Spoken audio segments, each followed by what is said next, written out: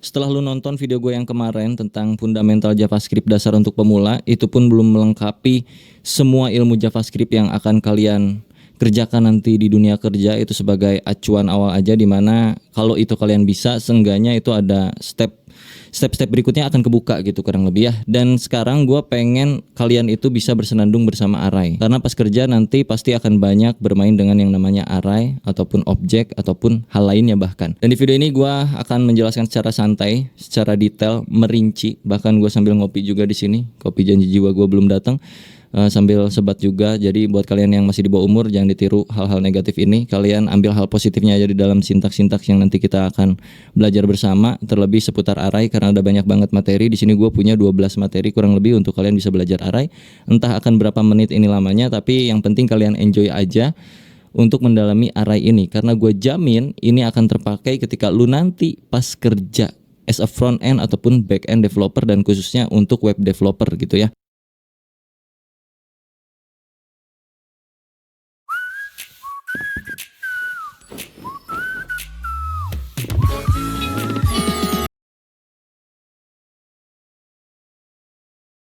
Oke, gua akan coba rundown dari nol lagi untuk array itu sendiri. Kurang lebih si array ini kayak sebuah variabel yang bisa menampung multiple values. Itu inti dari array sebenarnya. Cuman masalahnya bukan gitu doang. Jadi ketika sebuah variabel punya value yang banyak, mau diapakan itu value-nya gitu. Nah, itu permasalahan ketika kita belajar yang namanya array, bro. Gimana cara kita ngelola isian dari variabel yang sudah punya banyak data. Contoh, di sini ada data seperti ini, di sini ada data function, di sini ada objek misalnya, dan lain-lain. Wow, satu variabel ini punya banyak value. Oke, ini array fix. No, nggak kayak gitu. Tapi gimana cara kita mengelola apa yang ada di dalam variabel tersebut? Karena variabel ini multiple values, perlakuan terhadap variabel tersebut akan berbeda seperti variabel standar. Yang mana variabel standar kan kurang lebih kayak hello, kayak gitu-gitu ya, hello world, atau lorem ipsum. Dan array ini yang bikin kita terkadang jadi stuck untuk belajar ngoding.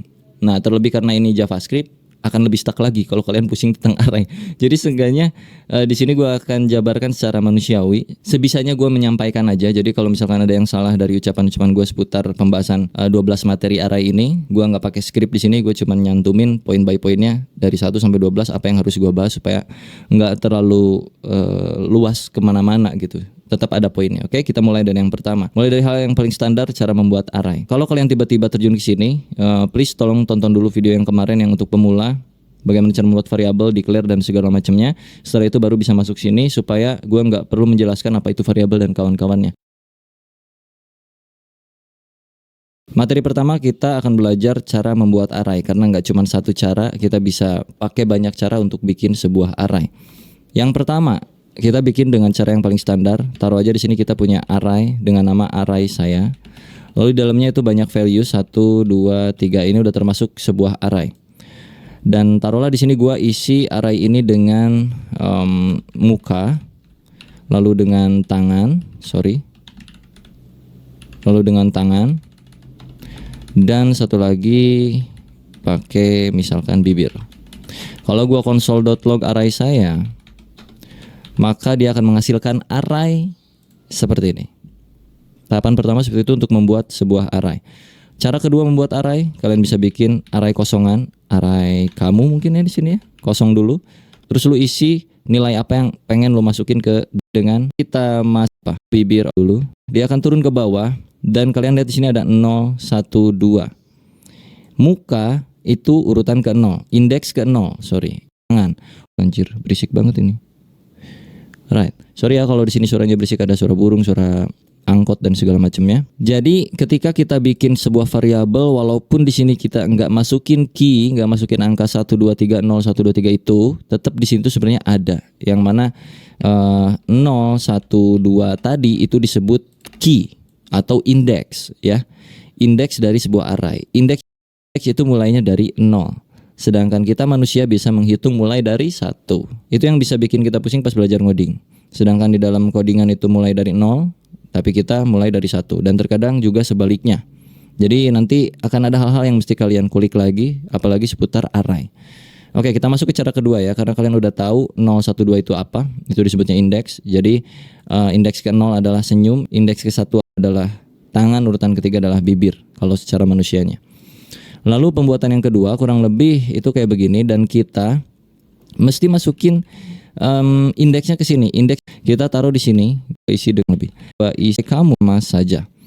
0, 1, 2. Nah, kalau ini lebih jelas lagi karena lu mendefine, lu mendeklarasikan si pan. Tapi secara otomatis sebelum koma itu adalah si 0, setelah koma itu adalah si 1, setelahnya ini balik lagi dikit nih ke bagian array saya ya. 0, 1, 2. Kalau gua tanya ke lu yang baru ngoding, ini panjang datanya berapa di dalam satu variabel array saya ini? Apakah ada 2 atau apakah ada 3? Itu cukup pusing kalau untuk pemula waktu pertama kali belajar kayak gue dulu. Panjang data di dalam array variabel array saya itu ada berapa? Apakah dihitung ini 2 atau 3? Yang jelas jawabannya 3. Cari taunya di mana? Di konsol sini kalian bisa tambahin titik length yang artinya panjang data array saya itu berapa. Kalau kita save dan kita lihat ke sini itu 3. Karena yang terhitung adalah berapa banyak nilai yang ada di dalam arraynya, bukan akhir dari indeks yang ada di sini. Kalau dilihat di sini kan 2, seolah-olah gitu datanya tuh kayak ada 2 gitu. Padahal enggak. Karena mulainya dari 0. Jadi kalau kalian hitung ini 0 itu kan 1. Berbicara kurang lebih kayak gini. Kita bisa pakai objek untuk memanggil si array ini. Jadi pertama misalkan array kita sama dengan new array dalam kurung kayak begini. Di dalam kurung sini kalian bisa isiin values-nya langsung. Contoh yang pertama misalkan gue isi setan. Lalu yang kedua gue isi mata. Dah gini aja. Oke. Kalau kita konsol log array kita, maka dia pun akan menghasilkan hal yang sama. 0, 1, length 2. Oke. Karena ada 1, 2. Sebanyak 2 data artinya panjang datanya itu 2. Dan indeks ke-0-nya adalah setan. Indeks ke-1-nya adalah mata. Urutan pertamanya adalah setan. Urutan keduanya adalah mata. Apakah kita bisa combine dengan ini? Tentu saja bisa bro. Anggaplah ini kita nggak isi dulu. Sama kayak gini nih. Ini tuh sama seperti yang ini. Oke. Array kita akan masukkan nilai ke dalam indeks ke-0-nya itu sama dengan misalkan si bunga. Lalu kita save, yang muncul harusnya hanya bunga. Nih, 0 bunga. Sama aja. Kalau misalkan kita ngajeleng gimana bang? Array kita 3 sama dengan misalkan tepuk tangan. Indeks ke-1 keduanya akan jadi apa? Jadi undefined. Kalau kita cek ke browser atau empty, lihat empty kali 2. Artinya tidak terjabarkan apapun, cuman tetap dia masuk ke dalam lingkup array sini. Ya. Bunga, empty kali 2 yang artinya ada 2 nilai yang kosong lalu diikutin dengan nilai terakhir yaitu si tepuk tangan. Kalau kita panggil ya, ini masuk ke materi kedua cara pemanggilan array sekaligus. Kita pengen manggil array ke-0 di dalam array kita. Array ke-0 atau indeks ke-0-nya adalah bunga. Jadi masukin langsung sini siku-sikunya. Kasih tanda 0. Kalau kita save dan kita lihat ke log itu bakal muncul si bunga. Nih bunga. Tuh. Kalau pengen yang tepuk tangan berarti masukin sesuai indeksnya itu berapa? 3. Save. Berubah jadi ini ya, tangan. Lalu kalau kita panggil yang kosong tadi 2, 1, 2 itu kan kosong. Key yang kosong ya, indeks yang kosong, isinya nggak adaan, undefined. Jadi nilai yang empty kali 2 tadi itu sebenarnya bersifat undefined. Tidak terdefinisikan, belum diapa-apakan. Lalu yang 1 pun sama juga. 1 karena dia masih belum ada apa-apa, masih undefined juga. Kalau kita pengen isi, kita bisa kasih dia data di sini kayak tadi lagi. Mau tidak berurutan pun nggak apa-apa bro. Nggak berurutan juga nggak kenapa-napa, aman aja. Taruhlah di sini X. Ya kan, ini nggak berurutan. Jadi X ada di sini dan value udah berubah jadi bunga ini dan ini. Cukup paham tentang penjabaran, pembuatan array dan juga pemanggilannya. Seharusnya cukup mudah ya untuk di awal kali kita belajar array, mulai dari pemanggilan dan juga pembuatannya dulu.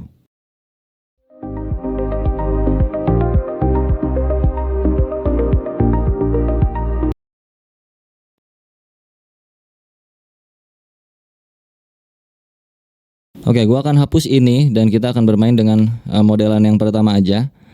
Ini caranya dan kita akan tambahkan beberapa item di sini. Misalkan kita akan bermain yang namanya buah-buahan aja supaya mudah untuk dipahami ya. Oke, di sini jadi gua udah punya 1, 2, 3, 4, 5 data buah dan kita akan coba kelola ini. Bagaimana cara kita mengetahui buah-buah yang ada di dalam sini, kurang lebih kayak gitu. Untuk materi yang kedua itu kita harus tahu apakah array ini mengandung sesuatu atau tidak. Kayak contohnya misalnya, apakah di dalam data array saya mengandung semangka? Apakah di dalam array saya mengandung alpukat? Nah, kayak gitu ya. Kalau kita lihat secara kasat mata kan memang iya mereka mengandung semangka dan mengandung alpukat. Masa iya di sini kita tiba-tiba iya, kan nggak mungkin. Jadi harus kita coding sedikit. Array saya .includes apa yang akan lu cari? Mengandung, taruhlah mengandung semangka. Mana semangka sini? Nih ya. Ini artinya apakah array saya mengandung semangka? Ya, jadi kita akan coba buat dia di dalam variabel const is semangka, bahasa Inggrisnya apa ya? Is semangka lah. Udah semangka aja, lupa gua. Bahasa Inggris semangka apa sih anjing? Oke, semangka ya. Kita konsol log semangkanya. Kalau dia bernilai true maka dia ada semangkanya. Kalau dia bernilai false maka di dalam array saya ini nggak ada semangkanya. Kita cek ke browser. True, artinya dia ada semangkanya. Kalau gua masukkan selain semangka, taruhlah di sini gua buah apa ya? Nah, buah ini nih. Buah pisang. Ini kan gak ada pisang ya. Kita coba masukin pisang sini. Kalau gua baca, apakah array saya itu mengandung buah pisang? Lu lihat dah ke sini, ada pisang nggak? Enggak kan? Berarti harusnya kan munculnya false. Jadi kalau kita console log, kita ganti dulu pisang. Nah, jadi enak nih. Const pisang alias variabel pisang untuk mengecek apakah array saya itu mengandung pisang atau tidak. Jadi kalau kita console log false, dia tidak mengandung pisang. Oke, gua balikin lagi ke semangka ya. Sip. Kita udah tahu di sini tuh ada semangka.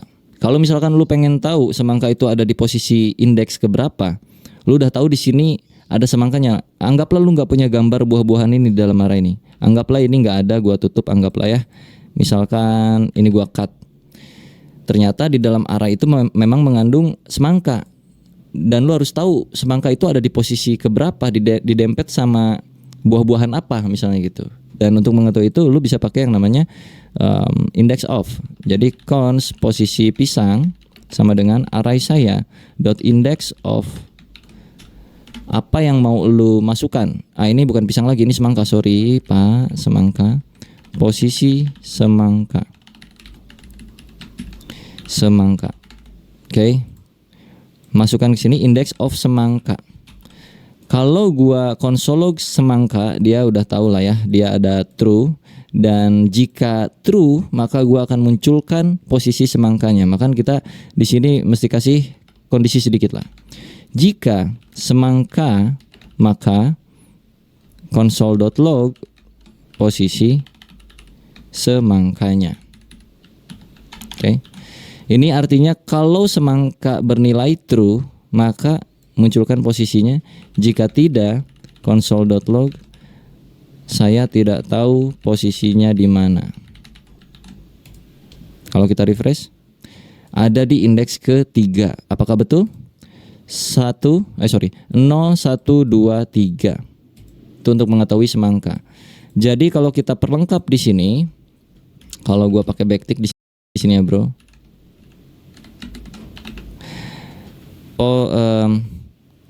Buah semangka itu ada dan dia berada di posisi indeks ke, masukin posisi semangka.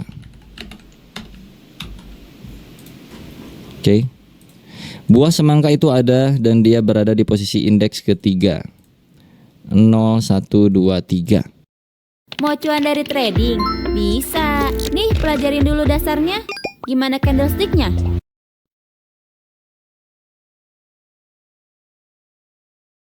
Kalau udah kayak gini kita bisa lebih enak lagi.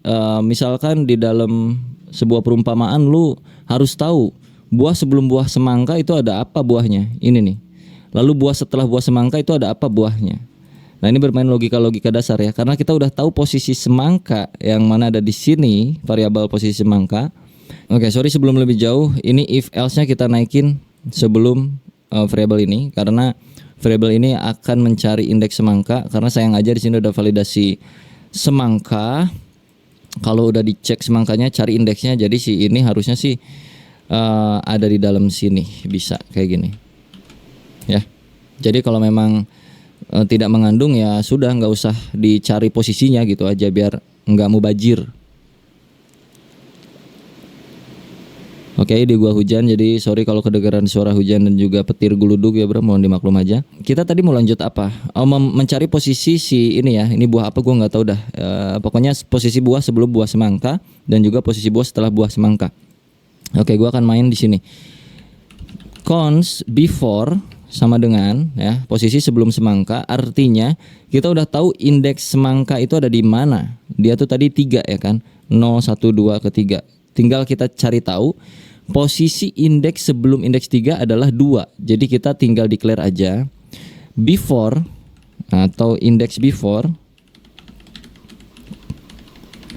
Indeks before itu di sini berarti tinggal posisi semangka dikurangin 1, ya kan? Setelahnya berarti cons index after posisi semangka ditambahkan 1. Lalu untuk mengeluarkan apa buahnya berarti tinggal cons before sama dengan ini kan indeks, ini before berarti kita mencari buahnya bukan indeksnya gitu ya, langsung gitu aja. Sama dengan sebenarnya array saya dalam kurung array saya index before. Gitu. Ini untuk before dan untuk after berarti index after. Ntar gue jelasin, tenang aja. Artinya cari sesuatu di dalam array saya dengan indeks before, yang mana indeks before adalah 3 dikurangi 1, artinya indeks kedua untuk before semangka, sebelum semangka. Indeks kedua adalah 0, 1, 2, tepat. Lalu untuk yang after, array saya indeks after. Indeks after adalah posisi semangka plus 1. Posisi semangka tadi 3 ditambah 1 berarti 4. 0, 1, 2, 3, 4. Udah ketahuan. Jadi kalau kita log di sini console.log pakai backtick lagi.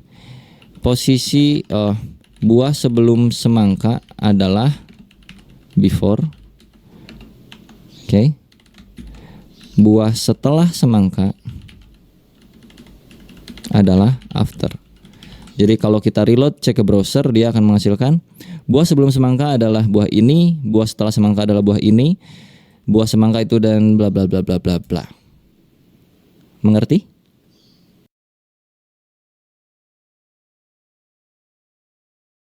Gua akan hapus konsol log yang ini karena kita udah nggak butuh posisi semangka lagi karena udah tertampung di dalam sebuah variabel. Kita bakal lanjutin ini. Gimana kalau misalkan gua pengen tahu posisi buah pertama itu apa? Buah apa gitu. Jadi ada shorthand yang bisa kalian pakai di JavaScript. Lu tinggal cons buah awal sama dengan array saya dot shift. Maka lu akan tahu posisi buah awal itu apa. Oke, kalau kita console log, buah awal adalah buah awal.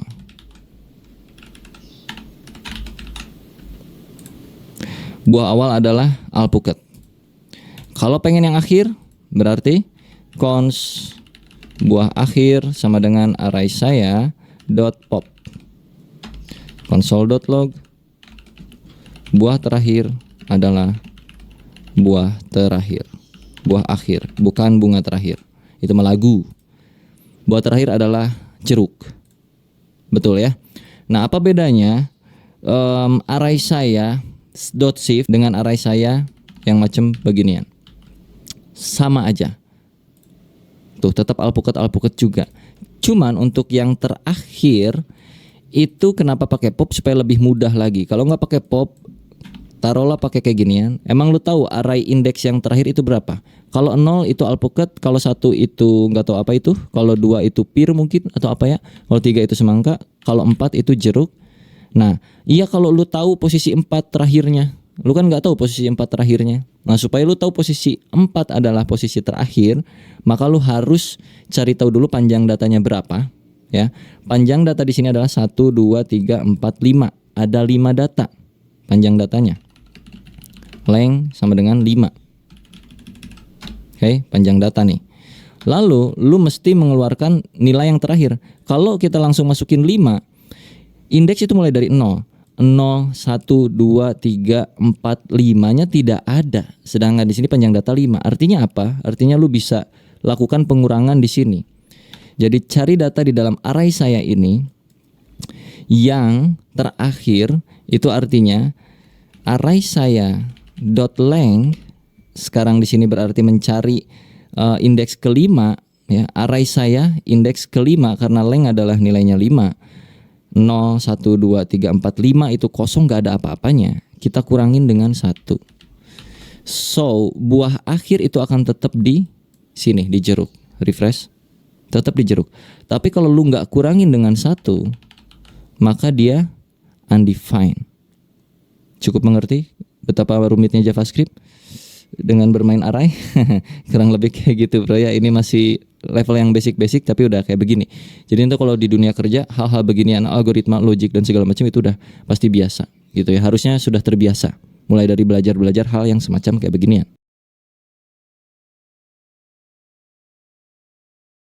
Kayak kita udah bikin gimana caranya membuat array, terus kita juga udah cara panggil value-nya, cara menentukan posisinya.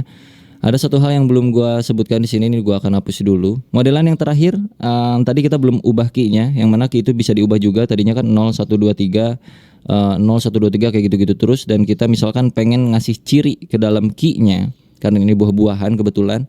Jadi taruhlah di sini gua akan hapus dulu dan kita kasih array kosong di sini. Gua pengen key pertama tuh bukan 0, tapi gua pengen key pertamanya itu array saya alpukat sama dengan gua kasih di sini alpukat kayak begini. Ini bisa juga. Atau key yang kedua kita kasih jeruk. Lalu kita console log array sayanya.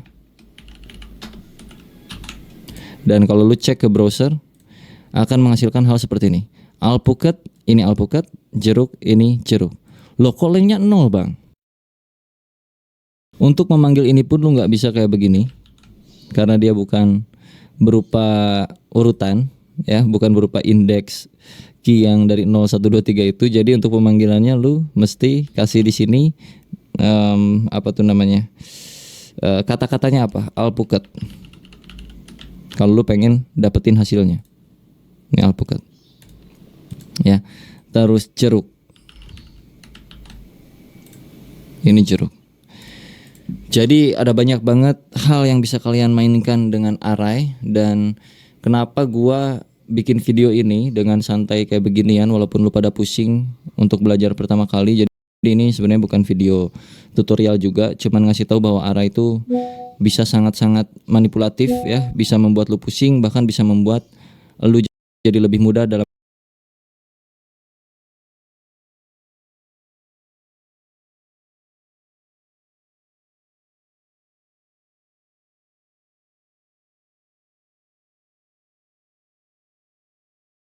mengerjakan hal-hal di dalam pekerjaan lu nanti gitu bro.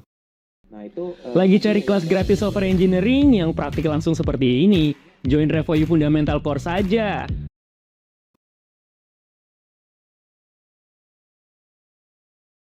Oke, kita move lagi ke hal yang berikutnya. Di sini materinya gua punya array copy. Oke, array copy kurang lebih minimal kita harus tahu yang namanya shallow copy dan juga deep copy di dalam JavaScript. Daripada gua salah, mending kita praktekin aja langsung. Mending kayak beginilah langsung ya. Oke, kita akan move ke masalah copy-copyan di dalam sebuah array. Jadi gua ini sebagai pengalaman dulu aja. Jadi waktu itu gua punya data array yang cukup penting di sini. Taruhlah data array yang cukup penting itu adalah data-data buah-buahan seperti ini. Ini adalah data original yang dikirim sama bos gua misalnya gitu, dan bos gua ngasih notes ke gua. Lu boleh kelola array itu, tapi jangan sampai merubah nilai standarnya, nilai yang gua kasih di awal.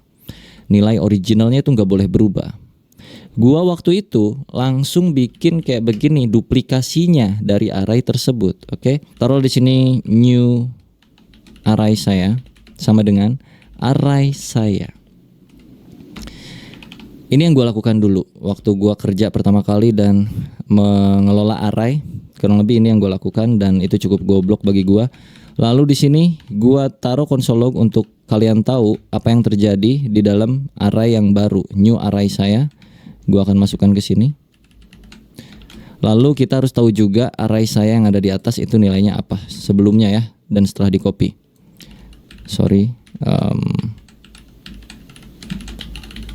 Oke, jadi di sini gue udah konsol 2 biji. Yang pertama yang original dan yang kedua ini gue kasih ciri KW alias duplikasi dari array saya. Dan memang kalau kita konsol log itu menghasilkan hal yang sama. Lihat gambarnya pun ini buah-buahan yang sama, betul? Kelihatan gak sih? Kelihatan dong harusnya ya. Buah-buahan yang sama nih. Cuman masalahnya gue nggak sadar ketika gue manipulasi isi array yang baru itu ternyata terimpact kepada isi array yang original. Let's say new array saya untuk posisi yang indeks pertama itu akan gua ubah menjadi bukan buah itu tapi buah lain-lain. Misalnya taruhlah bukan buah lah ya, taruh di sini gua pakai X kayak gitu. Yang mana ketika gua save dan cek balik lagi ke browser, ya memang di sini array pertama udah berubah jadi X dan sisanya masih sama seperti yang original. Tapi ingat notes dari bos gua bahwa yang original itu nggak boleh diubah deh, karena itu penting banget. Lu harus bikin copy dulu, baru lu boleh ubah dari kopian tersebut. Kalau lu cek sini, originalnya pun berubah. Kalau secara teori gue nggak bisa banyak ngejelasinnya kayak gimana dan kenapa. Tapi kalau lu pengen tahu, lu coba baca yang namanya shallow copy dan juga deep copy di dalam JavaScript kurang lebih kayak gimana tuh ya. Walaupun sebenarnya di dalam bahasa lain pun sama juga, ada yang beginiannya juga pasti. Cuman kalau di JS ya berbeda pengimplementasiannya. Jadi kalau lu mainannya JS ya lu cari aja shallow copy dan deep copy yang ada di dalam JavaScript. Nah, ada beberapa cara supaya objek originalnya itu tidak berubah atau array di dalam isi nilai di dalam isi array saya itu nggak berubah. Lu bisa pakai di sininya misalnya kayak spread operator kayak begini. Jadi kalau kita save balik lagi, di sininya X tapi di yang original masih original. Atau lu bisa pakai cara-cara lain kayak macam array saya .slice menghasilkan hal yang sama, tidak berubah. Atau array saya atau array.from array saya kayak gini, tidak berubah. Atau lu bisa main kayak macam json.parse di sini, terus lu kasih json stringify dan masukkan array saya ke sini dan nggak berubah, aman kayak gitu. Jadi diperhatikan aja dalam hal mengcopy-copy sebuah array untuk bermain original dan duplikat atau KW-nya. Kalau pengen fokus merubah yang KW-nya, itu tidak disarankan dengan cara yang seperti gua tadi di awal kayak begini. Lebih baik lu bikin memang objek baru dari array yang ini. Terlebih kalau kasusnya misalkan udah ada requirement bahwa original value dari array yang pertama itu nggak boleh berubah, nah berarti nggak bisa pakai cara kayak beginian. Tapi ya tergantung situasinya lo mau kayak bagaimana. Kalau mau kayak begini, ya ini sama aja kayak lu nggak usah ngetik ini gitu, udah aja langsung manipulasi di dalam array sayanya aja gitu. Jadi tetap disesuaikan dengan kondisi, jadi nggak bisa juga dipaksakan harus pakai yang copy. Itu nanti akan bersinggungan juga dengan hal-hal kayak macam performance. Ya jadi cukup ribet memang sebenarnya. Let me respawn in Rome, please. Yes. This city looks shabby. I'll develop it.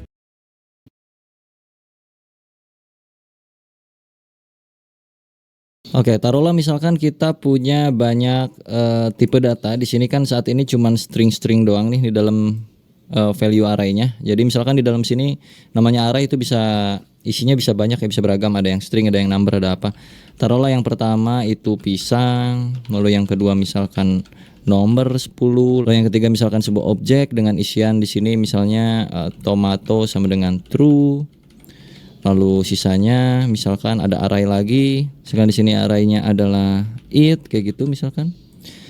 Cara pemanggilannya bagaimana? Ini kalau kita array sayanya kita console log tuh kurang lebih jadi kayak begini.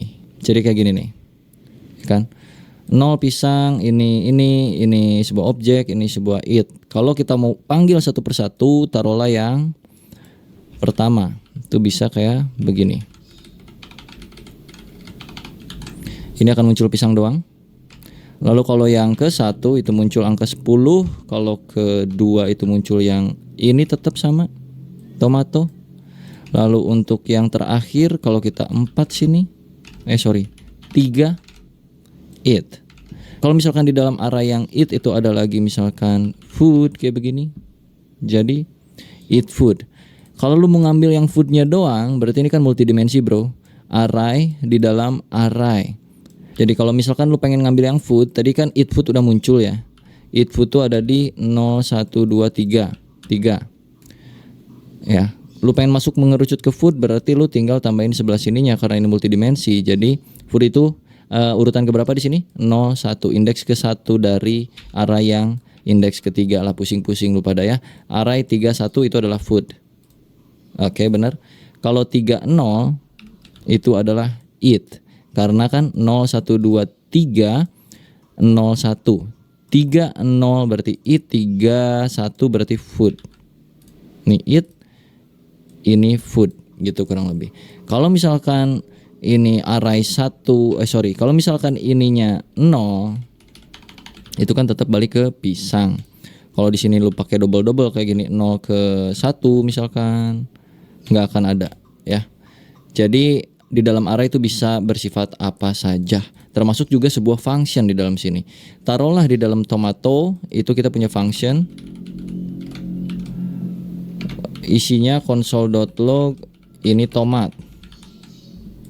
Nah, kalau kita pengen manggil si tomato ini kayak bagaimana? Apakah kayak cara yang tadi, yang 012? Yes, tapi function tomatnya nggak muncul ke console log. Sedangkan kita pengen muncul tulisan ini tomat, berarti di sini dot tomato. Muncul ini tomat. Kalau gua eksekusi seperti ini di luar console log, karena di dalam sini sudah console log, tidak terjadi apa-apa. Kalau kita kasih beginian, ini tomat, karena tomato itu sebuah function. Pusing?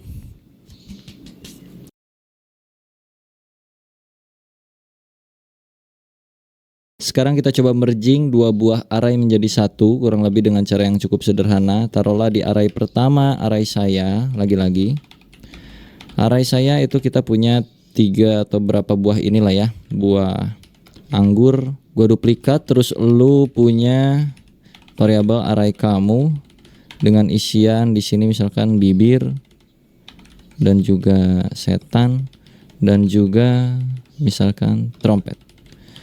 Kalau kita mau combine itu berarti kita bikin satu penampungan variabel baru di sini, merge array sama dengan array saya atau array kamu, bebas terserah lu, .concat dengan array yang mana. Artinya array saya digabung dengan array kamu. So kalau gua console.log merge array itu akan menghasilkan penggabungan semuanya. Anggur, pisang, alpukat, bibir, dan semua ini. Itu kalau penggabungan array pakai concat. Sekarang kita coba untuk mapping datanya, untuk memecah data array yang ada di dalam sini. Itu udah tercombine kan banyak ya. Terus kita pecah merge array ini ya dengan cara beberapa hal. Kita pakai kayak list of merge array, terus tinggal lu enter, kasih tab, terus console.log listnya.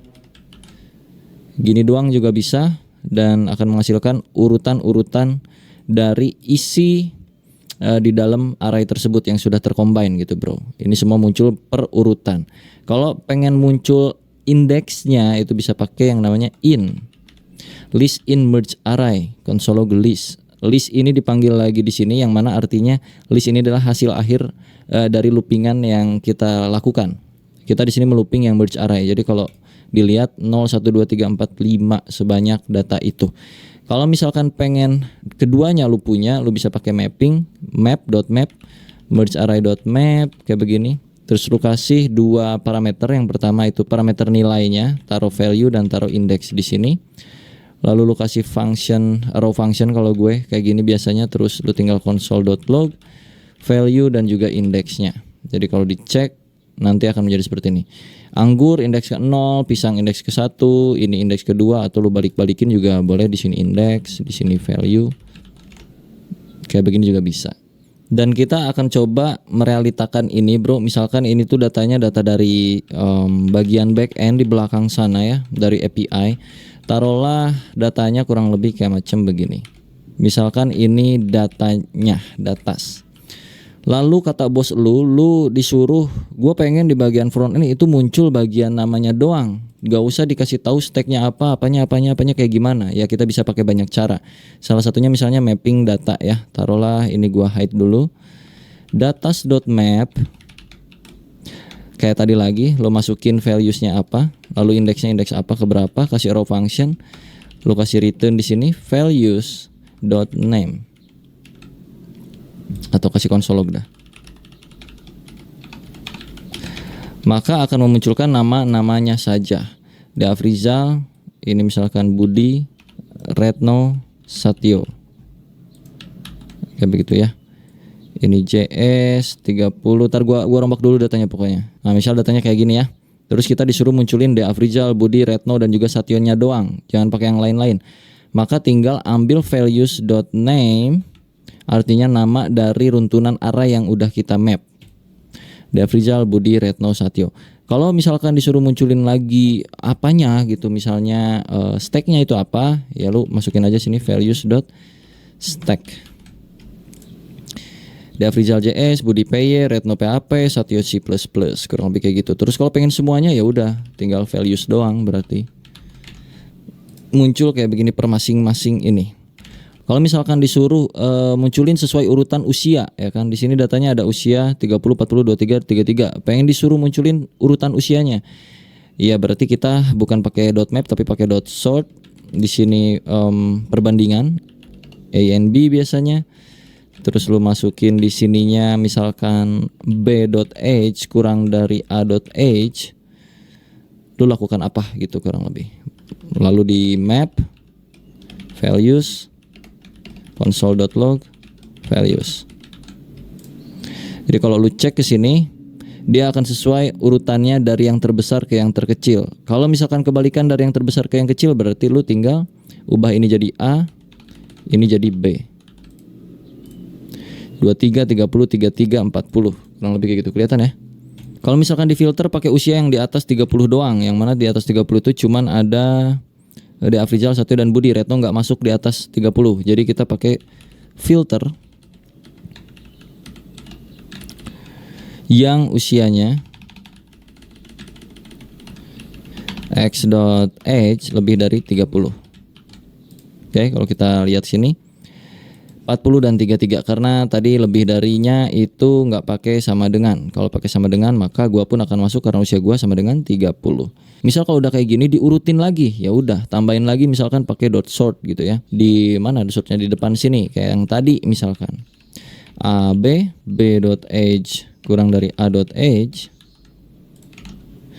Jadinya 40 30 33 bla bla bla bla ya. Nggak masuk tuh si anak kecil yang umurnya 23 tuh nggak masuk. Kalau pengen sesuai urutan dari bawah ya balikin aja 30, 33, 40. Dan kalau misalkan pengen yang muncul si anaknya doang berarti di bawah usia 30 itu muncul dia. Kayak gitu-gitulah kurang lebih ya. Capek ya gituan, pusing ya, nggak seru emang sih. Tapi dah gimana belajar kayak gitu, sorting, filter. Tapi ini pakai bantuan dari JavaScript-nya, pakai sort, filter kayak begininya. Biasanya kalau lamar kerja tuh nggak boleh dipakein map, nggak boleh pakein filter, nggak boleh pakein sort. Kalian mesti bikin kayak algoritma sendiri untuk memecah masalah tersebut tanpa menggunakan sort, filter dan segala macam. Itu ntar berkaitan sama yang namanya algoritma lah biasanya kayak gitu ya. Permainan struktur data kurang lebih. So untuk materi array kurang lebih kayak gitu aja. Semoga bisa bermanfaat dan juga menambah setidaknya wawasan buat kalian yang belum tahu apa yang terjadi tadi sebelumnya. Terus sekarang kalian jadi tahu oh kayak gitu ternyata, walaupun gak dipraktekin tapi seenggaknya kalian bisa tahu. Gitu aja. Nanti kita bahas apa lagi, kalian komen aja di kolom komentar, oke? Bye.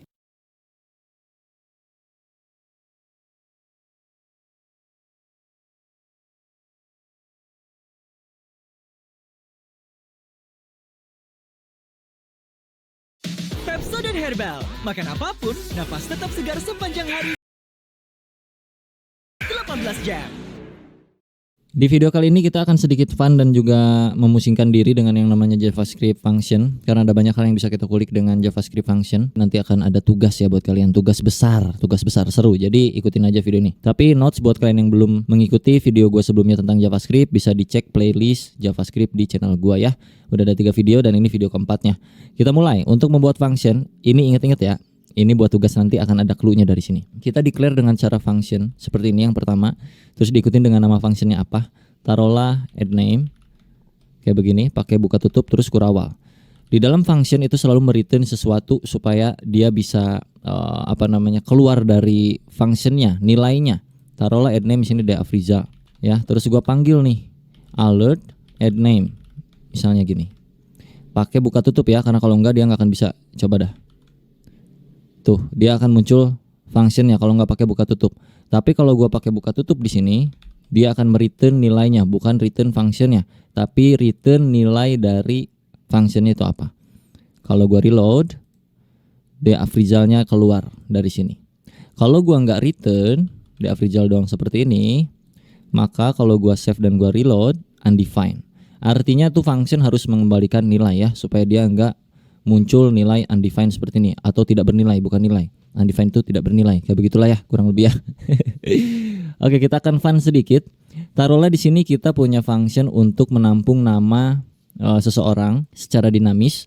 Artinya kita mesti mengembalikan nilai dari apa yang diketik oleh user. Jadi nanti misalkan ada user yang ngetik add name Dea Gobles, maka function ini harus mengembalikan nama Dea Gobles ini.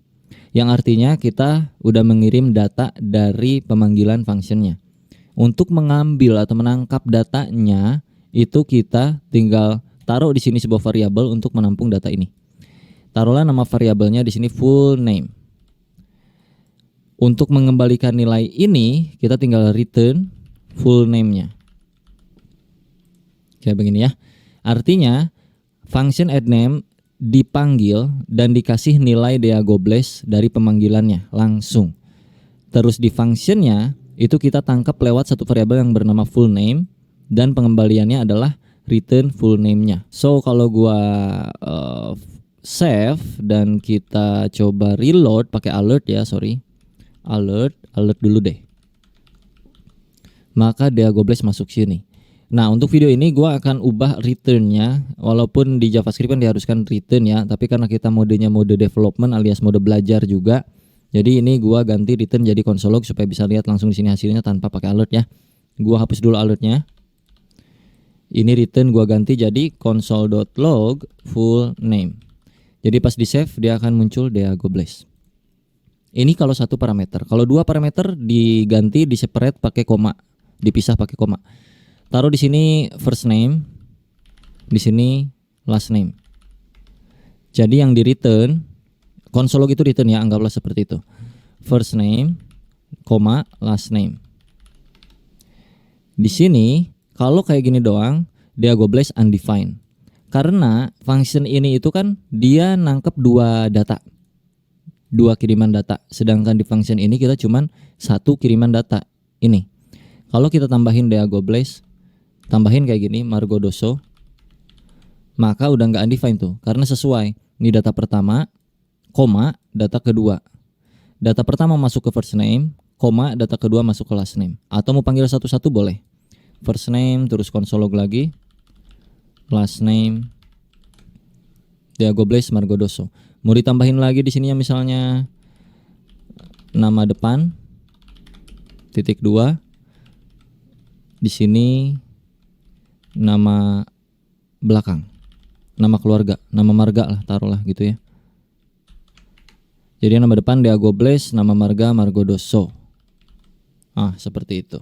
Ini yang kita sebut sebagai permainan pengiriman data ke function. Bisa disebut passing data, passing parameter, passing value, passing apa kayak selalu ya, passing pengiriman dan penangkapan data, kurang lebih kayak begini. Nah, sebenarnya di dalam function JavaScript ini tuh termasuk bagian dari yang namanya argumen. Di sini di pemanggilan function add name, kedua parameter ini adalah sebuah argumen yang kita ketik. argumen pertama adalah bernilai string dengan isian Diagobles. Argumen kedua adalah Margodoso, ya. Tanpa kita harus panggil di situ parameter pemanggilannya dengan cara bikin satu variabel atau dua variabel sesuai dengan berapa banyak jumlah argumen yang dimasukin, kita juga bisa lewat yang namanya console.log arguments. Ini hapus aja. Bahwa sebenarnya pun function itu sudah mempunyai argumen tanpa kita masukin parameter di dalam functionnya. Kalau kita console log argumen akan muncul kayak beginian. Argumen 2, Diagobles dan juga Margodoso, betul? Untuk manggil yang pertama itu bisa pakai 0. Untuk manggil yang kedua itu bisa pakai 1. Jadinya Diagobles, Margodoso. Kalau pengen kayak tadi ya sama aja. Komain aja sini. Nama depan, yang ini nama belakang gitu, atau nama marga. Sama kayak tadi, tanpa kita tangkap datanya di parameter functionnya, tapi kita panggil lewat yang namanya argumen.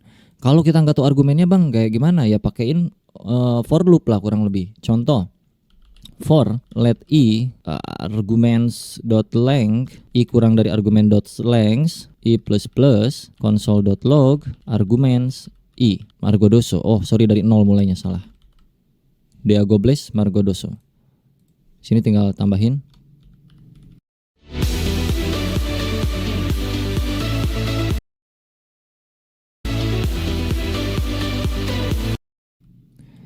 Nama saya Diagobles. Nama saya Margodoso. Kurang lebih kayak gitu. Atau nama lengkap. Ya karena di looping kan kayak gitu ya. Sebenarnya bisa diakal-akalin juga lah. Nama lengkap Diagobles, nama lengkap Margodoso. Ini kalau misalkan ceritanya bukan nama depan nama belakang, tapi banyak nama. Fikri Gobles misalnya, Deden Gobles. Nah kayak gitu-gitulah kurang lebih ya. Tapi ini kan ribet, jadi nggak usah gini, udah normal aja hidup mah bro. Pakai parameter aja dah. Itu untuk studi kasus tertentu kita bisa pakai begituan. Tapi yang paling standar ya username atau di sininya nama awal, first name, last name gitu. Console log first name plus last name itu bisa, atau pakai koma juga bisa. Dan jangan lupa karena di sananya itu 2, di sini juga 2 ya. Diagobles, Fikri, Gobles. Kalau nggak pakai koma dia akan bersatu, kalau pakai koma dia akan jadi spasi. Nah gitu, gampang-gampang. Ini metode pertama pembuatan function. Lalu kita masuk ke yang kedua dengan cara functionnya itu ditampung ke sebuah variabel. Taruhlah addName ini adalah sebuah variabel ya. Cons ya sedikit lucu di JavaScript memang, tapi ya mohon dimaklum. Cons full name sama dengan, nah lo pusing-pusing lo. Ini gue zoom out dikit. Tuh kayak gini deh. Cons full name sama dengan function addName. Ya. Ini manggilnya bukan lagi pakai addName, tapi tinggal full name. Sama aja hasilnya. Itu bisa juga kayak gitu. Jadi dijadiin sebuah variabel. Pusing lu ya kan? Yeay. Dan yang ketiga, pembuatan function itu juga bisa pakai yang namanya keyword new. Jadi misalkan gini, cons full name, ini gue balikin lagi ya. Normalin kayak gitu. Full name sama dengan new function. Pakai F gede dalam kurung seperti itu. Bisa seperti ini, dan kalau kita masukin ke sini parameter first name, last name, parameter ketiganya adalah return value-nya. Return first name atau console log boleh dah.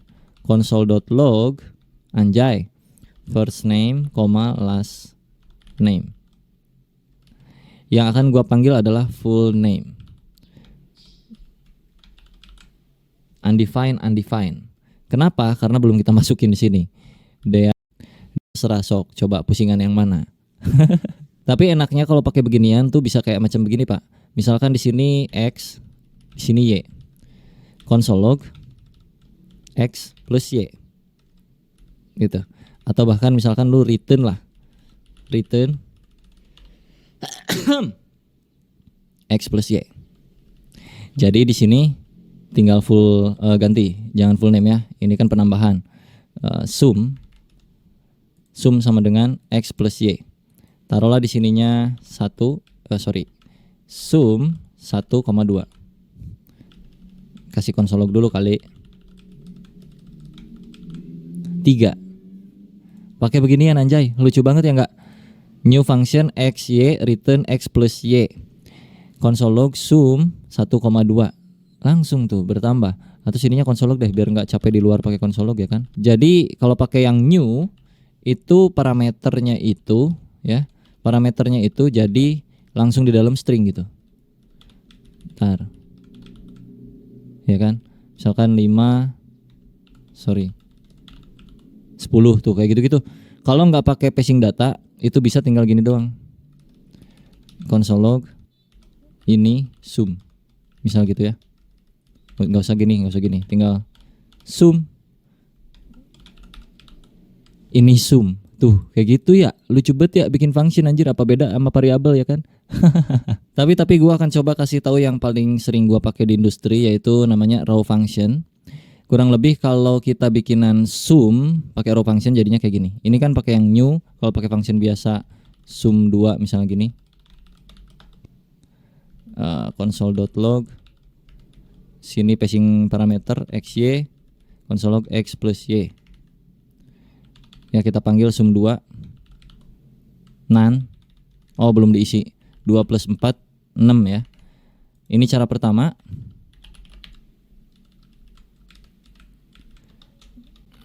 Ini cara kedua. Cara 3. Sum 1, sum 2, sum 3. Nah, ini kita bikin yang sum 3 dengan cara kayak gini. Cons sum 3 sama dengan console.log x plus y. X, y. Ini cara 3. Sum 3 3 ditambah 6 9. Ini cara yang ketiga yang paling gue sering pakai di industri dengan yang namanya raw function. Nah, jadi ada 3 cara. Cara pertama pakai new, cara kedua standar function, cara ketiga raw function. Seperti itu. Biar relate semuanya, ini gua tambahin lagi xy-nya. X tampung y. Sini adalah x plus y. Wow. Sum 1 tambah 1, sum 2 tambah 2, sum 3 tambah 3. 2, 4, 6. Wah, menarik sekali ya. Ini pembuatan fungsinya kurang lebih seperti ini. Kalian pilih yang mana yang paling enak. Hasilnya sama-sama aja kurang lebih ya.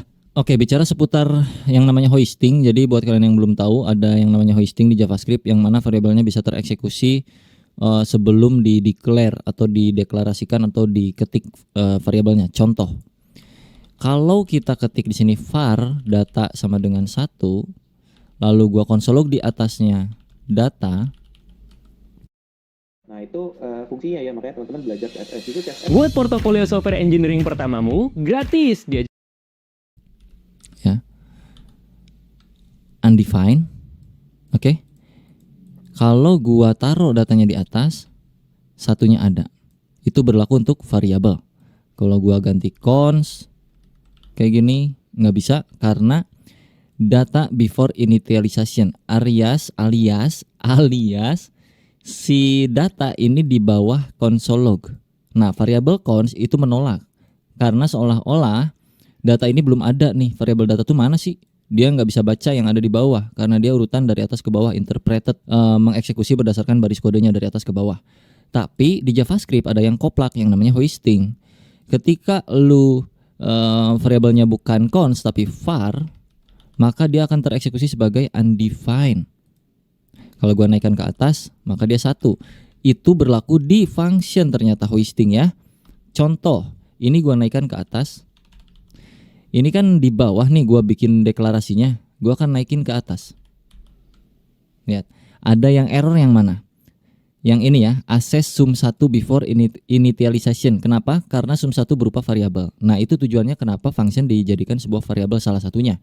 Kalau gua komen yang 1 jadi masuk ke yang bagian ini dan ini, yang 2 masuk loh. Ya enggak? Sum 2 itu masuk sini. 4, ya kan? Yang sum 2 itu 2 tambah 2 4, tapi yang sum 3 enggak bisa masuk karena sum 3 before initialisasi. Itu. Karena dia ada di bawah. Kalau gua naikkan ini ke atas, maka dia bisa. Tuh, 4 6. 2 mah bisa di atas panggil. Mau di atas mau di bawah juga enggak ngepek dia. Tuh. Ya, ngerti nggak maksudnya tuh? Itu yang dinamakan dengan hoisting. kurang lebih kayak begituan. Jadi gue balikin lagi ya ke awal ya. Ada banyak cara untuk supaya kita aman dari hoisting. Kurang lebih tadi udah gue praktekin juga sedikit. Cuman sebenarnya ada banyak problem yang itu pembahasannya panjang sekali dan rumit dan harus di project yang beneran. Kalau project kayak gini ini kan masih sekedar cuman iseng-isengan doang. Jadi nggak bisa terlalu banyak menjelaskan tentang hoisting itu sendiri. Mungkin nanti kalau kita studi kasus based on project ya bro ya. Oke, jadi sebelum tugas gue akan rekap dulu. Untuk membuat function itu setidaknya ada 3 cara seperti ini. Dan untuk setiap function itu biasanya mereturn sesuatu dengan keyword return, yang mana di video ini kita ganti jadi console.log supaya bisa masuk ke bagian sini ke console. Dan juga untuk setiap function itu kita bisa pakein apapun ya di dalamnya ya, mau if else misalnya, if misalnya kayak gini. Contoh maka console.log wow. Ini 1 plus 1 2, 2 plus 2 wow, 3 plus 3 6. Kenapa wow? Karena di sini dipakai apa aja macamnya kayak gitu ya. Contoh aja sebagai sampel doang ini mah ya. Return math.random dikali 1000. Terus kita panggil randomize. Masukin ke dalam console.log ya. Ini console.log. Nah 86 kalau kita refresh lagi tuh itu dia ngerandom terus. Jadi di sini terserah lu mau random dan segala macamnya. Terus divalidasi lagi, contoh const run sama dengan const random sama dengan kayak gini ya. If random number lebih dari 200 numbernya.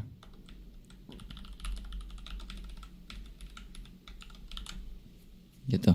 Ini kurang dari 200. Nah, ini lebih dari 200. Wow, lebih dari 200. Berarti ya kalau lu mau make sure itu lebih dari 200 ya tinggal masukin sini random numbernya. Tuh, 376.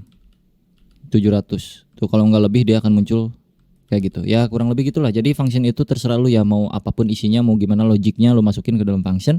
Jangan lupa dipanggil, tinggal algoritma bermain gitu dan pola pikir kita aja untuk memainkan function seperti apa sesuai dengan penamaan functionnya. Oke, kita masuk ke tugas. Yang pertama tugasnya adalah membuat perhitungan matematika. Untuk apa aja? Jadi untuk yang kedua bulan gaji per hari masing, lo pastinya story, oke? Dua tugas ini itu pakai yang namanya Wow, Manage WordPress Hostinger punya 3 fitur fantastis.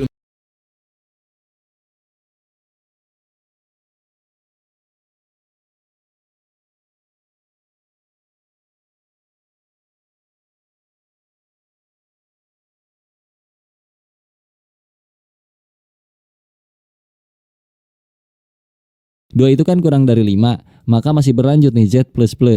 So artinya data ke 2. 4 apakah kurang dari 5? Masih kurang dari 5, maka munculkan lagi output data ke 4. Oke, perbedaan ketiganya itu apa? Di video kali ini gue juga while suka itu ada lulu, jadi kita ganti di sama dengan 0 kalau untuk looping yang di codingan kita ini. Jadi dia akan tereksekusi mulai dari 0. Isi Z apa yang nilai isi di mana, maka Z-nya akan bertambah nilainya. Strip Z 4. Kenapa? Ini kalau di total tuh ada 5 kan? 1 2 3 4 5. Betul? Ada 5 ya. Jadi sebenarnya ini kalau pengen berurut 1 2 3 4 5. Yang mana data awalnya itu 1, lalu ketika Z kurang dari sama dengan, so Z akan naik menjadi 2 dan kurang di data ke 2 itu kan 2. Sekarang Z-nya berapa? 4. Munculkan apa? Karena ada sama 6 dari 5 akan masuk. Kali ini dieksekusi akan menampilkan data ke 1, Z-nya bertambah jadi 1, ya plus 1 tambah 1 jadi 2. Terus 2 nambah lagi plus 1 jadi 3. Kalau berhasil yang 3 nambah lagi jadi 4.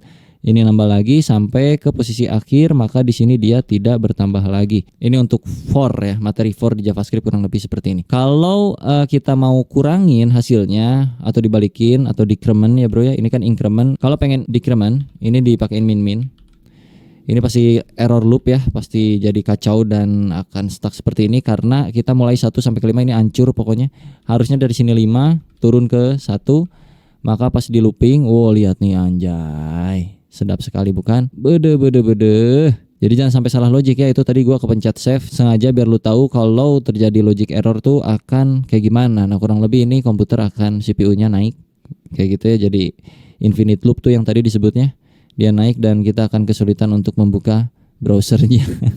Ya, kita coba running di sini aja. Data ke 5 4 3 2 1 gitu ya kurang lebih. Ini browser gua kan masih error ya, masih infinite loop. Jadi ya udah gua pakai Node.js aja untuk running JavaScript-nya sama aja tapi by the way. Jadi nggak terlalu berpengaruh. Gua akan mulai dari Node.js aja. Dan ini bisa lu kombinasikan juga dengan lain-lain yang bisa menarik bagi lu mungkin suatu saat.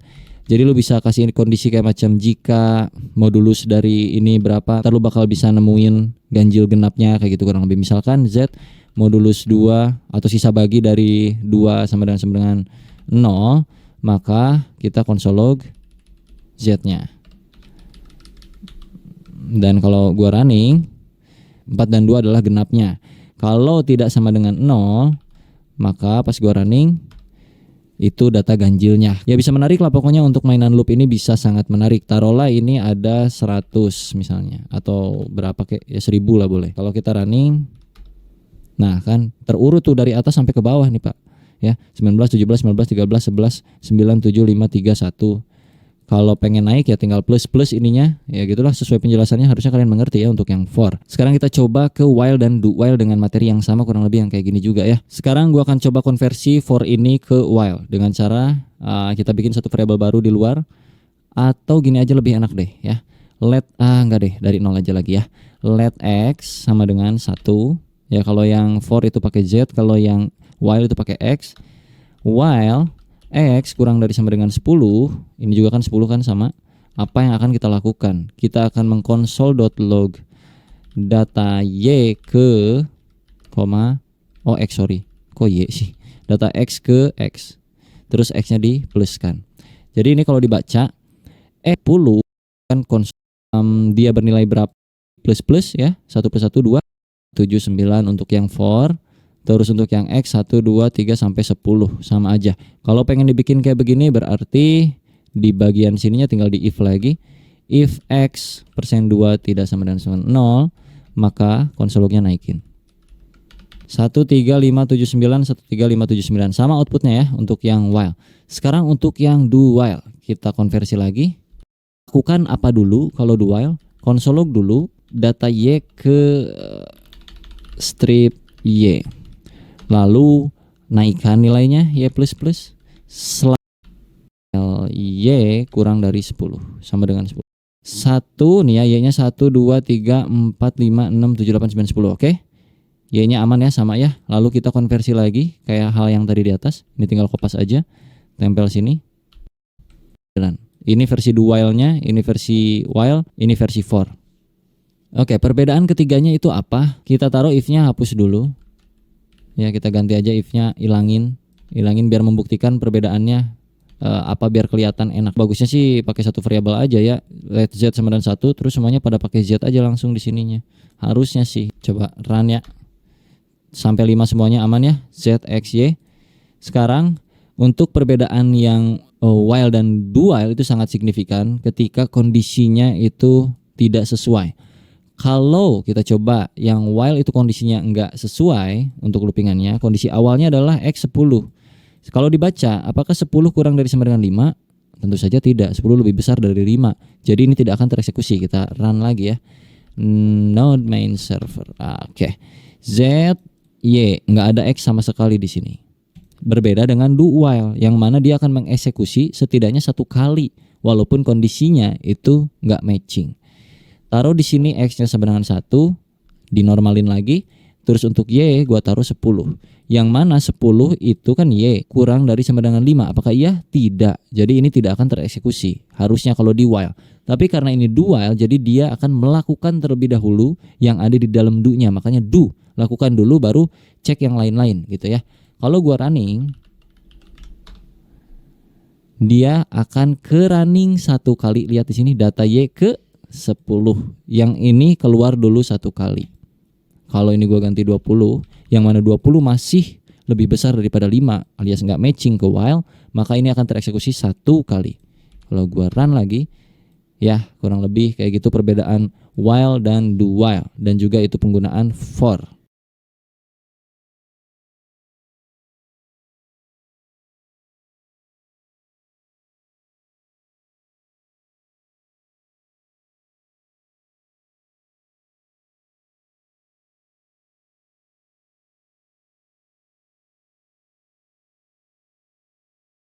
Kita lanjutkan materi for yang kurang lebih kemarin udah kita bikin tentang for dan juga while dan juga do while. Sekarang kita masuk ke for variable, itu char banyak nama, ada for of terlebih dahulu. Apa fungsinya? For of itu supaya kita tahu isian dari ini tuh apa. Untuk penulisan formatnya kurang lebih kayak gini. Pertama kita ketikkan for dalam kurung, bikin satu variabel baru di sini, taruhlah namanya let pacar. Of itu of apanya? Of pacar saya. Ya, jadi kita bikin satu variabel baru namanya pacar dari variabel multi values pacar saya. Variabel pacar saya itu punya banyak values, dan values ini semua akan direcah diulang di bagian variabel baru yang namanya pacar. Jadi untuk mengeluarkan pacar itu tinggal pacar di sini. Kita coba running ya. Nah, akan terlihat ada Agnes, ada Putri, Marino, Angela, Vexana. Karena kalau nggak di looping ya kan pertanyaannya, bang ngapain digituin? Ya udah langsung console log aja itu pacar sayanya ya. Lu coba aja sini perbedaannya. Console.log pacar saya. Kita running lagi. Nih, ini yang pertama nih. Console log yang ini hasilnya kayak begini. Kalau yang udah terlooping itu datanya termapping satu persatu, terpisah. Gitu kurang lebih. Itu untuk for of, yang artinya mendapatkan value-nya langsung tanpa kita pedulikan indexingnya ya. Terus kalau for in, kita ganti aja langsung for in kayak gini. Ini artinya kita mendapatkan indeksnya. In itu mungkin indeks kali ya. Tapi sebenarnya ya lu bisa artiin ini sebagai bahasa Inggris ataupun indeks selalu lah ya. Tapi kalau menurut gua ini kayaknya indeks deh. Soalnya kita bakal dapetin nilai indeksnya dari array yang udah kita buat di atas ini. Kita coba running ya. 0, 1. Kalau pakai of itu kita dapat values-nya ya. For each. Nah, array-nya apa di depannya? Pacar saya dot for each. Ini ada elemen di sini yang artiannya elemen itu apa yang mau kita ambil atau variabel yang mau kita jadikan sebagai values yang sudah tercah gitu, Bro. Taruhlah variabelnya kayak tadi pacar. Lalu gua console log di sini pacar. Kalau kita running ada Agnes, Putri, Marino, Angela, Vexana. Itu muncul kayak yang awal lagi. Tapi bedanya for each lu bisa masukin indeks di sini dan lu bisa tambahin ke sini indeksnya. Jadi lu bisa dapetin indeks array-nya dan juga values-nya. Kurang lebih kayak gitu. Agnes 0, 2, 3, 4 ya udah 5 gitu, kurang nggak ada beda udah. Lanjut ke video berikutnya di video berikutnya. Ya pastilah. Bye bye.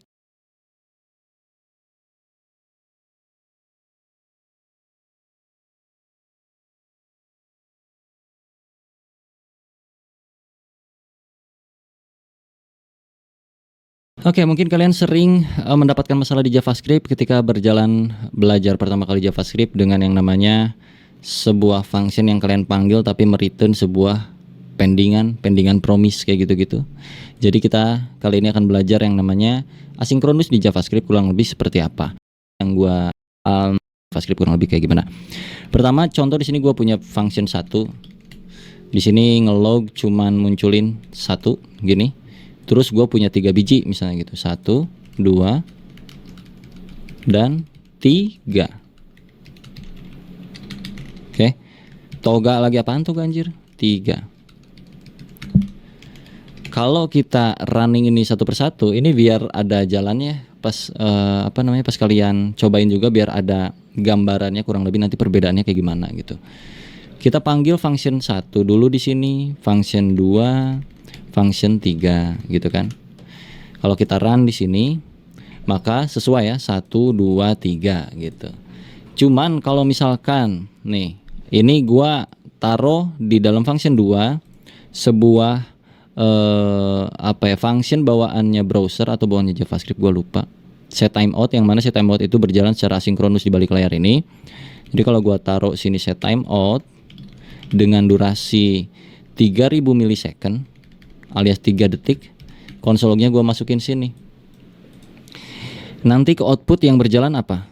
Apakah 1, 2, 3 yang mana sebelumnya itu berjalan seiring dengan urutan step by step yang kita ketik di sini 1, 1, 2, 2, 3, 3. Walaupun ini kita ketik 1, 2, 3 di sini, tapi karena di tengah-tengah di function yang kedua itu berjalan secara asinkronus, maka kalau kita run 1, 3, 2-nya datang 3 detik kemudian, kayak gitu. Ngerti nggak? Ini asinkronus nih, function kedua asinkronus. Nah, contoh kayak gini biar nggak pusing, gue tambahin di sini console log. Function 2 mau dieksekusi. Gini, biar kalian ada gambaran. Jadi bisa dikatakan asinkronus secara paling rel dalam pengeksekusiannya dengan function-function lainnya. Jadi dia tuh tetap jalan walaupun lu masih mengeksekusi hal-hal lain. Contoh kayak di antrian kayak gitu-gitu. Kalau digambar kurang lebih kayak begini ya Pak ya.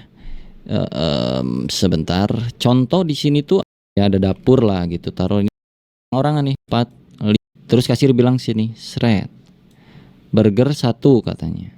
Dapur belum kelar nih, lagi pada masak. Ini mesen, Pak Kasir, burger 2. Kata kasir nggak bisa dong, ditolak. Kenapa Pak Kasir? Karena kita tunggu dulu nih, pesanan 1 aja belum kelar katanya, kata kasir nih. Oh ya udah oke, kata nomor 2, nungguin nih nomor 2 nih. Nomor 3 nggak bisa juga, dah harus beres dulu nomor 2 ya kan. Efek nomor 1 udah kelar nih, 1 kasih, seret.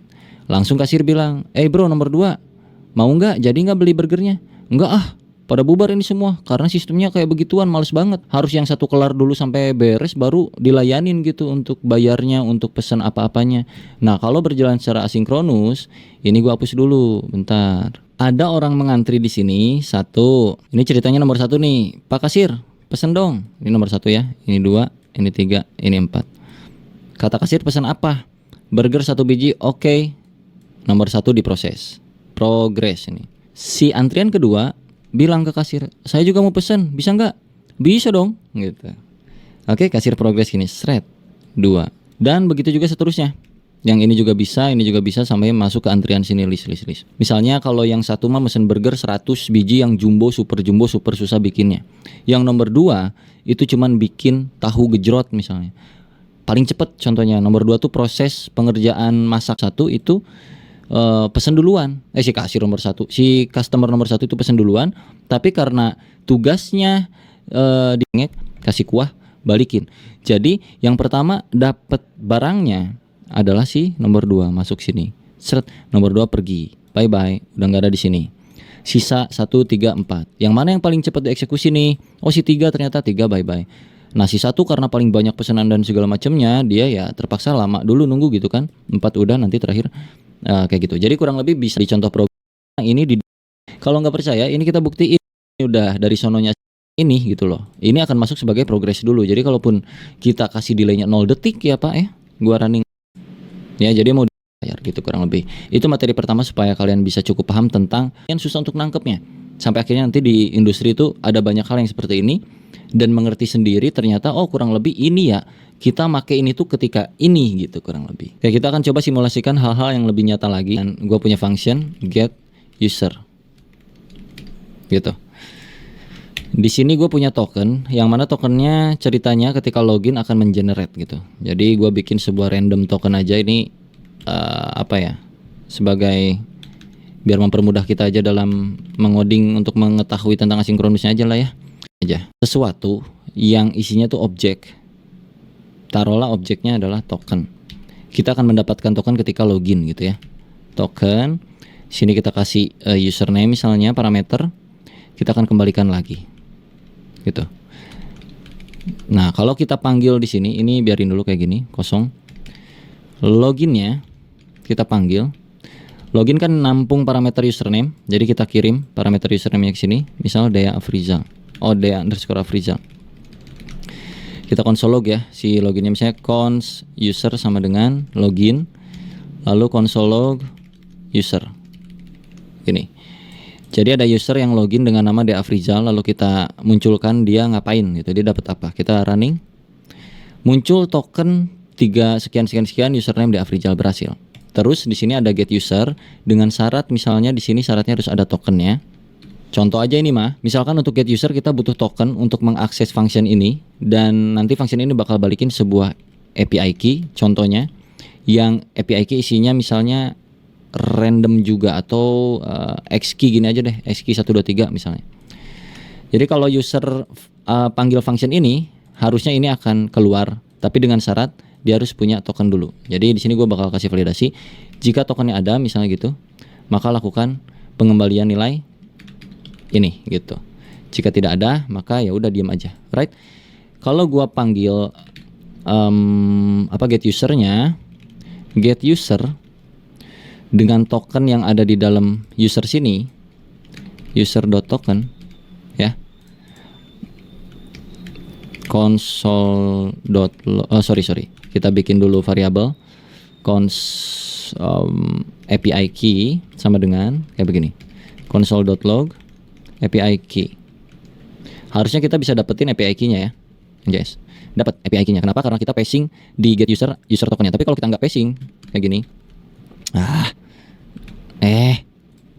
kayak gini kosongan, kalau kita running undefined, karena memang syaratnya harus mempunyai token gitu. Ceritanya ini tokennya harus nyambung dari yang sini ya, ceritanya gitu. Jadi kalau kita masukin user.token, karena user.token di sini kita udah punya ya kan, console.log user.token. Kita punya di sini, kalau kalian lihat user tokennya ini, token ini dipakai untuk mengenerate sebuah API key. Jadi kita dapetin API key ini, right? Lalu kita punya satu function lagi nih Pak, ya, function get, misalnya get pictures gini.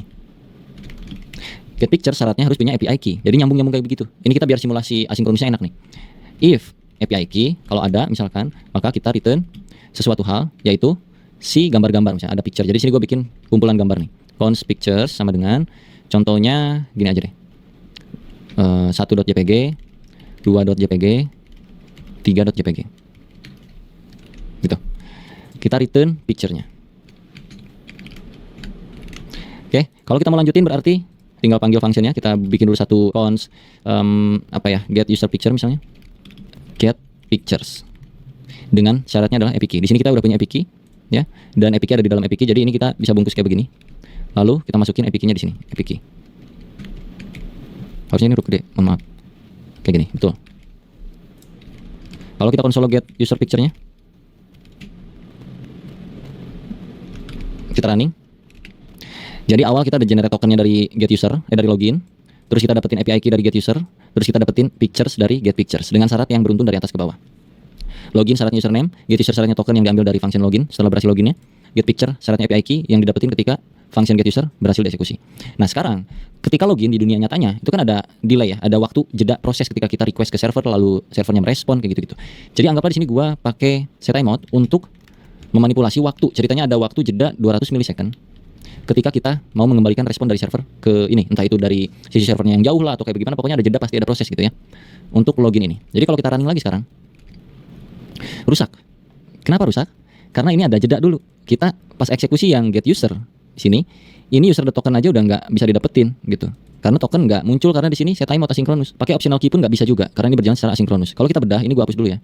Ketika lu console log atau lu bikin sebuah function baru untuk user, yang mana usernya itu bisa login dengan username Dea_Afrizal, kita console log usernya doang. Gini, clear, undefined. Oke. Di sini gua kasih console.log memvalidasi data atau processing gitu. Processing, memvalidasi data. Ini contoh. Kalau kita run, processing memvalidasi data tapi undefined. Karena kecepatan, Pak. Ini berjalan secara sinkronus. Fungsinya keburu berhenti ketika kita panggil console log user. Hal yang pertama kita tambahin di sini async await bisa, tapi gue coba kasih tahu dulu yang namanya callback. Jadi supaya lu bisa dapetin nilai ini, lu bisa pasang callback di function ini. Oke, gue akan taruh di sini callbacknya sebagai parameter. Lalu yang gue return itu bukan return kayak begini, tapi callbacknya yang akan gue kasih nilai. Begini, callback gue kasih nilai. Dan ini bukan lagi kayak begini, tapi pakai buka tutup seperti ini. Ya, begini. Jadi parameter ini mempunyai sebuah nilai, nilainya adalah token dan username. So tahapannya adalah di sini lu harus passing lagi satu hal, gitu. Ini kita nggak bisa main kayak gini lagi nih. Nggak bisa, kita harus tangkap nilainya itu lewat sebuah parameter ya, karena nilai dari nilai akhir dari token dan username itu dikirim ke sebuah callback, yang mana callbacknya adalah sebuah parameter yang ada di sini itu bisa kita akses dengan cara function gitu, function gitu, tanpa nama pun lo akan bisa mendapatkannya. Dan di sini lo tinggal coba console log dulu, console.log getting data hore, contoh clear njs getting data hore, Oke, getting data hore, processing memvalidasi data oke, ini bisa masuk, artinya di dalam function ini punya sebuah callback ini. Jadi kalau kita kasih di sini result atau response, lalu kita masukkan responnya sebagai console log, lalu kita masukin di sini kelar, misalnya NJS, processing data, memvalidasi data, kelar, tokennya keluar, username-nya keluar. Ini bisa diakses lewat yang namanya callback. Oke, cukup paham nggak sampai sini? Jadi kayak muter gitu loh. Kita masukin variabel misalnya, cons user sama dengan login. Kita console log usernya di sini. User adalah user. Bisa bang kayak gini? Cobain. User adalah undefined. Nggak bisa kayak begitu pak, karena kita mainannya callback. Gitu. Nggak bisa kayak gini. Jadi kita kalau mau lanjut ke yang get user bagaimana? Sok dijawab dulu sambil gua menyebat dulu. Kalau mau ngambil isi get user gimana? Tokennya udah punya nih. Di dalam respon tokennya udah punya nih.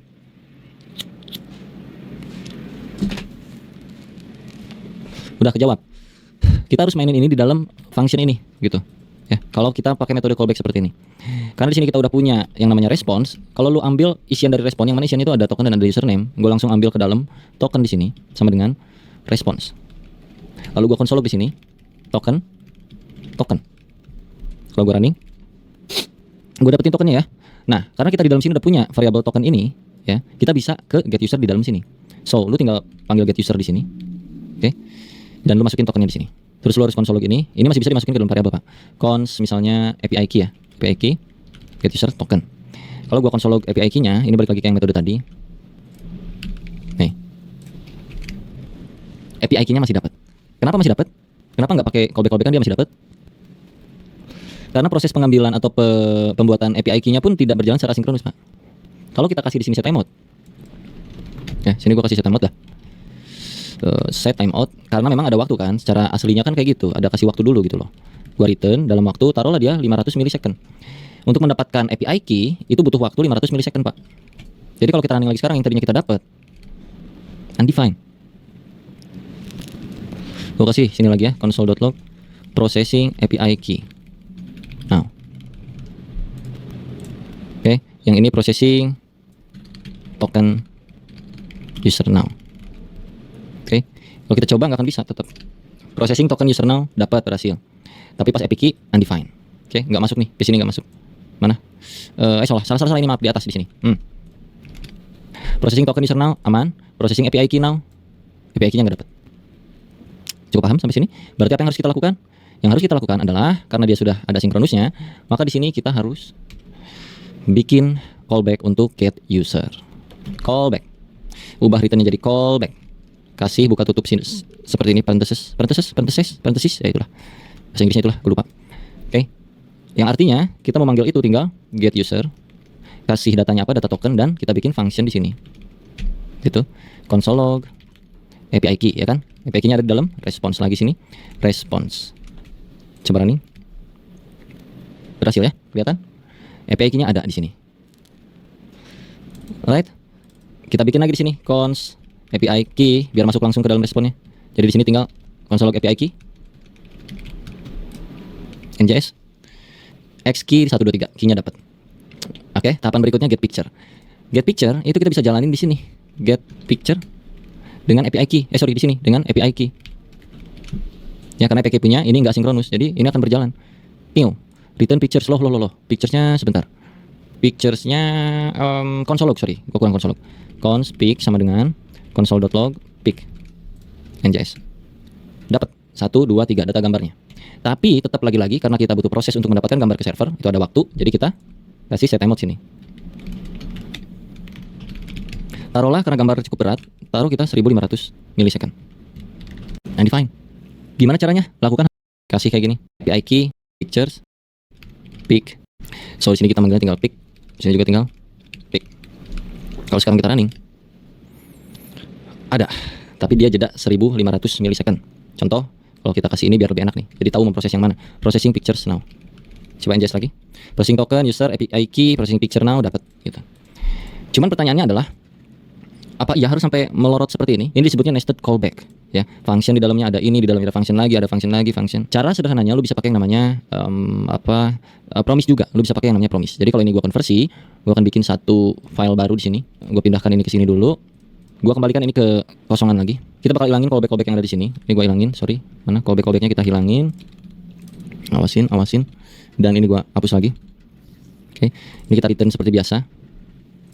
Pakai yang namanya promise, Pak. Jadi sini gua akan return promise seperti ini. Promise menangkap dua parameter, ada success, ada fail, kayak gitu. Oke, lalu set mode ini gua masukkan ke dalamnya. So, success ini akan menghasilkan isian yang harusnya keluar gitu. Kalau if username violate-kan ini, else atau dan juga username-nya ya, atau login dengan username yang di Afrizal, maka violate, ulang data. Harus di Afrizal ceritanya. Kalau kita konsol log usernya, promise pending seperti itu. Kenapa? Karena user itu ada di dalamnya lagi. Kalau callback tadi di sini function.then, kasih di dalamnya function sini. Ini kayak callback lagi. Cuman ya kayak begini aja gitu, terpisah function gini. Konsol log di sini lalalala contohnya. Kemana tadi? Nah ini. Kalau kita run, lalalanya muncul. Artinya di dalam function ini ada sesuatu. Kita coba dulu X. Apakah iya ada X? Ada tuh, dapat tokennya. Berarti ini adalah response sama kayak yang tadi, ya. Jadi ini kalau kita konsol log response sama tuh, dapat tokennya, ya gak? Nah, kalau kita mau lanjutin yang ke sini, ya sama juga. Kita kasih return promise di sini. Ini if-nya di dalam sini ya. Oke, bentar, gua kasih return new promise. Dia punya success dan juga dia punya failed. Lalu di sini dia punya function. Ya ini function ya. Ini ada callback-nya 2 biji. Lu masukin ini di sini. Kalau tokennya ada, maka nah ini tinggal kembaliin ke success. Seperti ini successnya. Lalu jika tidak ada, atau kita balikin aja deh ya. If tidak token, maka violate no token inputted. Misalnya no token ya, no token aja gini lah. Sorry, no token, cannot access. Oke. Ini misalnya.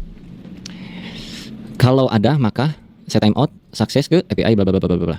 Nah, kalau kita manggil di sini nggak akan bisa, kita harus di sini karena kita kan di sini punya apa tadi? Const token sama dengan response. Sama aja kayak yang tadi lagi, balik lagi gitu. Get apa tadi? Get user ya. Get user itu pakai token dot then balik lagi nih ke function lagi di sini. Ini bisa pakai raw function atau gimana, tapi supaya kalian nggak, di sini ada respon lagi. Jadi terus aja kayak gitu, sama aja. Ini lu bikin lagi const API key dari response. Jadi kalau lu konsol log API key-nya, lu NJS ini, sorry, ada error kenapa gua? Ini jadi kalau error itu kita mesti pakai catch. Jadi file ini akan masuk ke catch, sorry. So di sini lu harus tambahin kayak catch r console.log r.message misalnya, contoh. Coba ya. Itu enggak pakai .message, jadi r doang kayak gini. Kita run. Sorry, no token cannot access token. Kayak sorry undefined tadi tokennya itu kita nggak bisa passing ambil langsung destruktur seperti ini. Kita mesti kasih objek di pas loginnya. Pas return token kita harus kasih kayak begini. So sekarang harusnya kita bisa dapetin responnya. Ya, responnya API-nya dapat. Jadi ini gua buka lagi, kita konsol API key-nya doang. Lalu kita NJS lagi. Key-nya dapat, tinggal sekarang berarti get picture. Nah, itu tadi sekaligus simulasi yang violate-nya ya. Jadi kalau di promise itu kan ada dua, ada success, ada fail. Failnya itu tereksekusi ketika nanti seperti di sini catch r console.log r. Pusing-pusing lu codingannya lu ya. Ini hanya syaratnya di Afrizal tadi akan tereksekusi, ini lancar-lancar aja. Ya, lancar-lancar aja. Tapi kalau di sini bukan di Afrizal, gua taruh di sini 1 2 3 dia akan masuk ke catch ini karena secara logik di sini dia harus bernama di Afrizal, jika tidak maka akan masuk ke fail gitu. Sorry ulang data. Jadi kalau gua run harusnya ke sorry ulang data. Ya, itu terjadi karena promisan ini punya dua callback success dan fail. Jadi sesuai dengan logiknya nanti akan masuk ngarah kemana. Jadinya itu bakal kayak begini-begini tuh. Nah, async await lah solusinya. Ini gua hapus lagi ya. Async await menjadi sebuah solusi ketika ada sebuah function yang mereturn sebuah promise pending. Ya, ini kan kalau kita langsung eksekusi kan promise pending tuh. Kalau kita bikin kayak begini, user sama dengan login de Afrizal as pending. Kita bikin Oke. Gua masukkan ini ke sini karena dia udah ada keyword asing di sini. So untuk pemanggilan yang login, dia kan promise login nih, ada pending-pendingnya. Kita kasih keyword await. Artinya kita menunggu dulu sampai dia kelar eksekusi, nanti akan dimunculkan ke console log gitu kurang lebih. So kita mesti panggil lagi di sini user display. Udah gini doang. Kalau kita run NJS, tokennya muncul. Oke, ini kita bisa persingkat lagi nih, karena kita udah yakin itu isiannya token. Kita bisa langsung sekarang token terus untuk mendapatkan API seperti ini. Kalau udah punya API key, kita punya syarat lagi di sini. Langsung await get pictures dengan syarat API key. Kurang lebih gitu. Kalau kita console log semuanya, console.log misalnya gitu. Token Anda adalah return, ini masih return, ini belum dikasih promise ya, mohon maaf. Ini kita kasih promise di sini. Return new promise, gampang ya caranya ya. Tadi kan kita pakai arrow function gitu. Ini kasih success atau fail. Kalau orang lain biasanya tuh kayak gitu, biar gampang aja dibacanya gitu. Resolve reject. Right, jadi jika API key-nya ada maka sini. Nah, kita balikin lagi logiknya. Jika tidak ada API key maka violate no API key. cannot access misalnya gitu. Ya. Running lagi. Token Anda adalah sekian, API key Anda adalah segini, hasil request gambar Anda berikut. 1 2 3 gitu. Right? Cukup paham tentang asinkronus di JavaScript dari pengimplementasian yang kita lakukan hari ini? Bagaimana? Kalau misalkan kita nggak pakai ini ya di sininya untuk ngecek validasi yang error-errornya gitu, itu biasanya kita harus terus lu catch di sini, catch. Try ini begini. Kurang lebih. Kurang rapi ya, mohon maaf bentar. Run. Masih aman, tapi kalau kita ada yang salah nggak masukin token misalnya di sini, kita run. No token, cannot access. Kalau kita masukin token tapi kita namanya salah kayak begini. Sorry, wrong data. Oke, kalau kita benar tokennya benar tapi API key-nya right. Kurang lebih kayak gitu aja tentang sinkronus di JavaScript. Ini durasinya udah lumayan lama. Semoga kalian cukup paham tentang hal yang beginian. Semoga bisa mudah dicerna. Kalau misalkan ada hal yang secara teori yang kerja pun akan banyak hal-hal seperti ini dan pengimplementasinya kadang-kadang beragam logik dan algoritma. Ini salah satu contoh doang, sampel, right? Sampai jumpa di video berikutnya. Jangan lupa diklik